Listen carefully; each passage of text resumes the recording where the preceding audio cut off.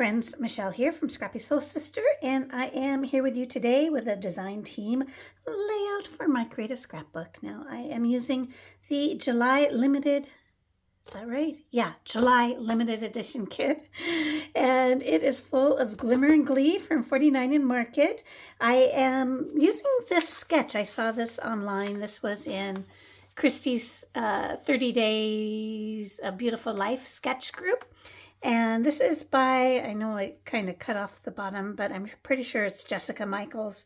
And I just really liked the banners and a little bit of grungy and how it is all laid out. So I thought I would use that for my inspiration.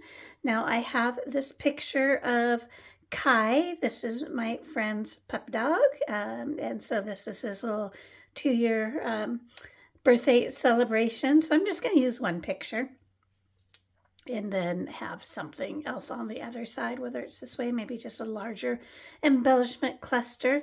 I thought about using this paper because it already has kind of a grungy element. I can just add a little bit more, keep it simple. That's kind of been my mantra lately. I haven't jumped into big mixed media layouts. It kind of comes and goes in waves. And so that is my thought for this. If you watched any of my other videos this month, I love the patterns in this collection. So I'm sure I will use this one and the yellow, and we'll see what else I come up with. I'll need 4 patterns, which shouldn't be a problem in this group. I can also just use a bit of the ledger from this side. So that would be 3, and so we're almost there. So I will find one more and we'll get started.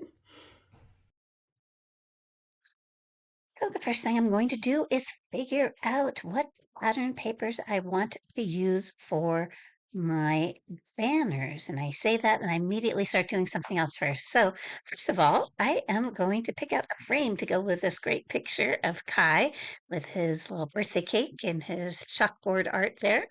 And then after that, I am going to go ahead and figure out my patterns for my pennants. And so I'm definitely using the yellow and the zigzag. I um, am going to use this softer plaid that is in one of the pattern papers.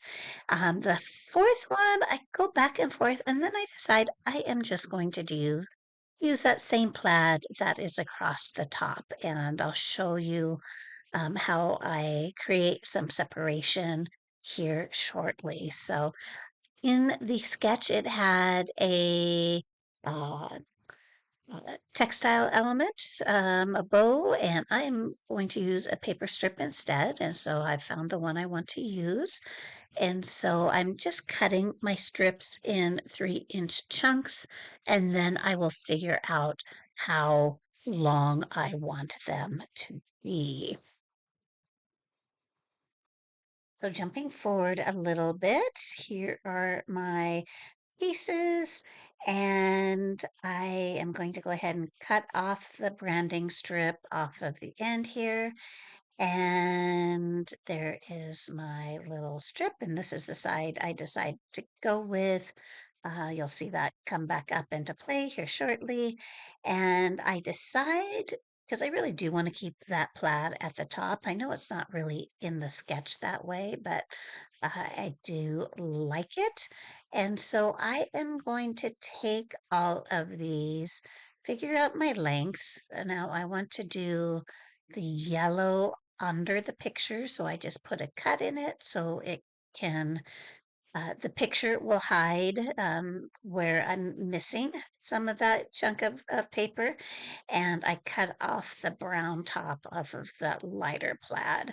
And so I'm marking each of them just a center point, an inch or 3/4 of an inch up, and then I'm going to cut my pennant shapes. And I'm going to get some separation from that plaid on the top by mounting all of these on white. Just a little sliver of white is enough and will help really give them some separation. So that is my next step here.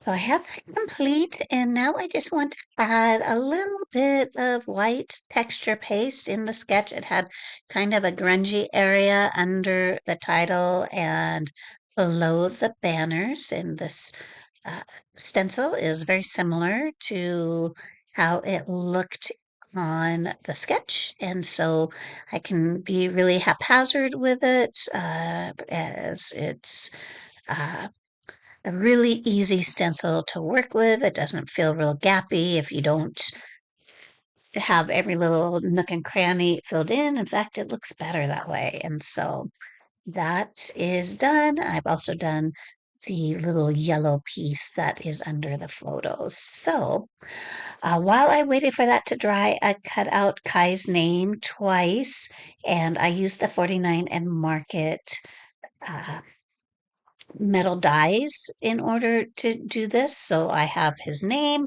I put his name up on foam letters and then back them with a cardstock that I have in my stash. And so in the sketch, it also had a subtitle. And so I'm using one of a kind for that for Mr. Kai there. And I really like how this is turning out.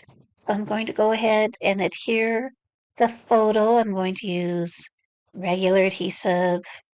Oh, I don't use liquid adhesive. That's why I had to fight with this throughout this process. And so I'm sure I will fix that at some point because it does move a little bit. I am going to go ahead and adhere my title. That is all complete. And so now I want to figure out how I want my embellishment clusters to lay out. And so I'm going to use quite a few of the clouds on this layout and some of the kites. And then I decide I need some larger elements. So I do bring in a couple of the hot air balloons as well. But I'm trying to figure out, where I want my embellishment clusters to be because in the sketch it had them mainly to the right of the picture, but since I did one picture instead of two pictures, there is quite a bit of space over to the left. And so trying to figure out what is too much or if there is such a thing as too much, and so how I want this all to lay out. So I have some, um,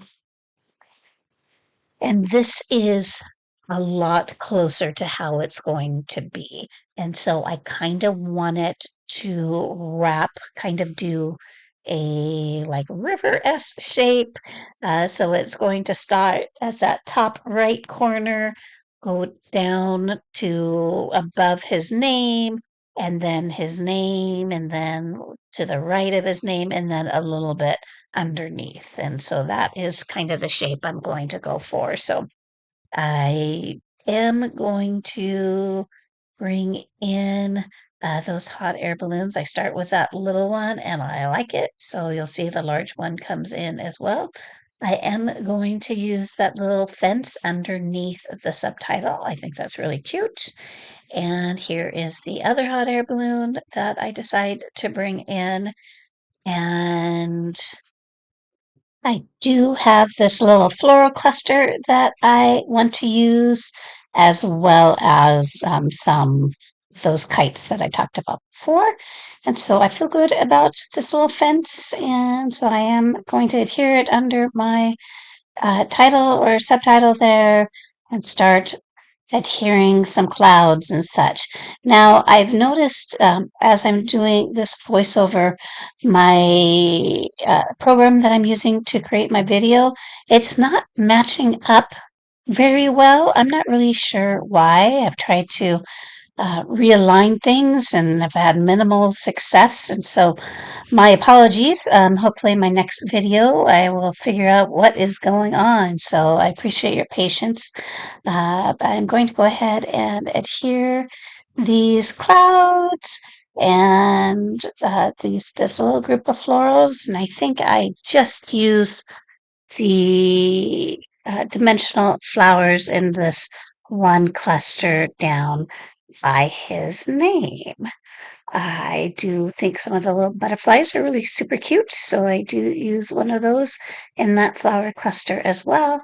And I'm going to go ahead and adhere my bits and pieces in my upper clusters. I want to make sure that I add dimension underneath the clouds, or at least the top portion of them, so they cast just a little bit of a shadow. And I'm going to go ahead and use that kite and that musical note cloud as this hot air balloon. So I do think I might, yeah, I cut a bit off of it so it tucks under Kai's picture um, really well. So that's what I've done there. I am going to go ahead and just add a few more bits and pieces over in that cluster, and so that I really have some elements leading from his name up to that cluster up to the left. And then I keep trying to looking at these kites, but they cover up too many of the clouds. They're just a little on the big side, I think. Do I use these? Oh, yeah, I just move them off to the side quite a bit. So I am working on that upper cluster, and I have my little musical note cloud up above my strip, adding a couple more clouds there. And I also am using dimensional tape on a lot of these elements as well. And yeah, everything is going really well at this point now that I kind of have a sense of direction. So I'm going to go ahead and adhere all these kites.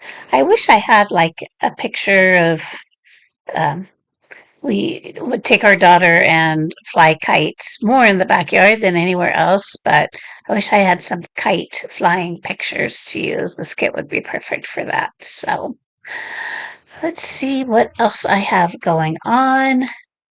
I do want to add a bit more pink, and so I use one of the tickets for that, and then I am just going to tuck some stars in among the clusters. That's some of the smaller pieces that I'm going to use on this layout.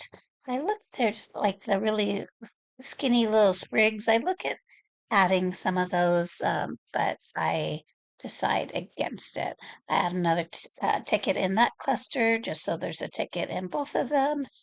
And yeah, I think I'm getting pretty close to being done. I used a couple of little sentiments from the thicker sheet, and yeah, I might do some splatters, but I might not. I don't really remember. We'll see here in shortly. Oh, yep, I do. So as I am applying my splatters, thank you so much for watching this video. Check out all of my Creative Scrapbook info in my bio. And here are some close-ups. Thanks again. Have a great day.